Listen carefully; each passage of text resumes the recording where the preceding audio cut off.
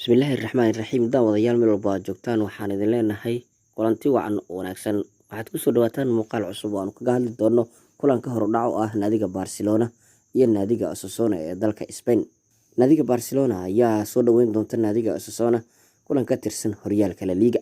Shantii kulan ee ugu dambeysay oo ay labadan kooxood wada ciyaareen waxaa natiijo 3 jeer oo guul heshay naadiga Barcelona, halka 2 jeer oo kalena ay barbaro galeen.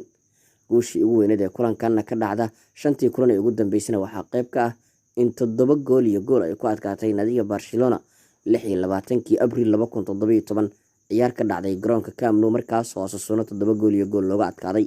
Kulanka caawa ee Barcelona ay ciyaari doonto waxa uu soo dhici doonaa 10 habeenimo xilliga Geeska Afrika. Shaxda macquulka ah oo ay Barcelona ku soo geli karto ayaa ah golhaye Marc-Andre ter Stegen, iyadoo daafacyadu ay noqon doonaan Nelson Semedo, Gerard Piqué, Clement Lenglet iyo Jordi Alba.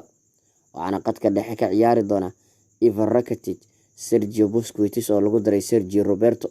Sidoo kale waxaa weerarka saddex aflaha iska kaashan doona Suarez, Messi oo lagu daray Arturo Vidal oo isagu ka dambeyn doona labada weeraryahan, sidoo kalena mararka qaar ku duulaami doona dhanka goosha Osasuna.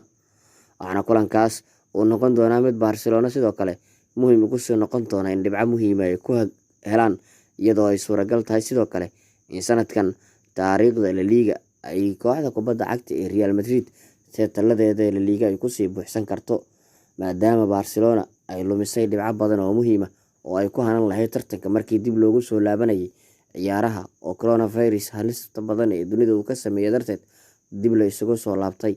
Barcelona hoggaanka aysay markii la isu soo laabanayay, laakiin hadda gacanteeda uu ka baxay markii kulamo dhowr ah barbaro ay gashay.